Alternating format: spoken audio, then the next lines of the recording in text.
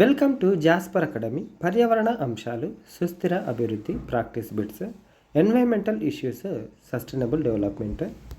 భారతదేశంలో పునరుత్పాదక ఇంధన వనరులు, సుస్థిర అభివృద్ధికి సంబంధించి కింది ప్రకటనలలో సరైనవి. 25-26 నాటికి భారతదేశం మొత్తం స్థాపిత విద్యుత్ సామర్థ్యంలో శిలాజ ఇంధనేతర వాటా 50% పైగా దాటింది. నేషనల్ గ్రీన్ హైడ్రోజన్ మిషన్ ప్రధానంగా నీటి విద్యుత్తు విశ్లేషణ ద్వారా పునరుత్పాదక విద్యుత్తును ఉపయోగించి గ్రీన్ హైడ్రోజన్ను ఉత్పత్తి చేయాలని లక్ష్యంగా పెట్టుకుంది.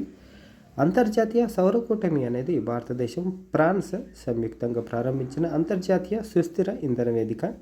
ఆప్షన్లు ఈ విధంగా ఉన్నాయి. Option 1 correct, ABC. పునరుత్పాదక ఇంధన వనరుల వినియోగానికి సంబంధించి కింది ప్రకటనలలో సరైనవి. ఇవి గ్రీన్ హైడ్రోజన్ ఉద్గారాలను తగ్గించడంలో, వాతావరణ మార్పులను ఎదుర్కోవడంలో కీలక పాత్ర పోషిస్తాయి. వాతావరణ పరిస్థితులతో సంబంధం లేకుండా సౌర, పవన ఇంధన ఉత్పాదకత ఎల్లప్పుడూ స్థిరంగా ఉంటుంది. Option 1 correct.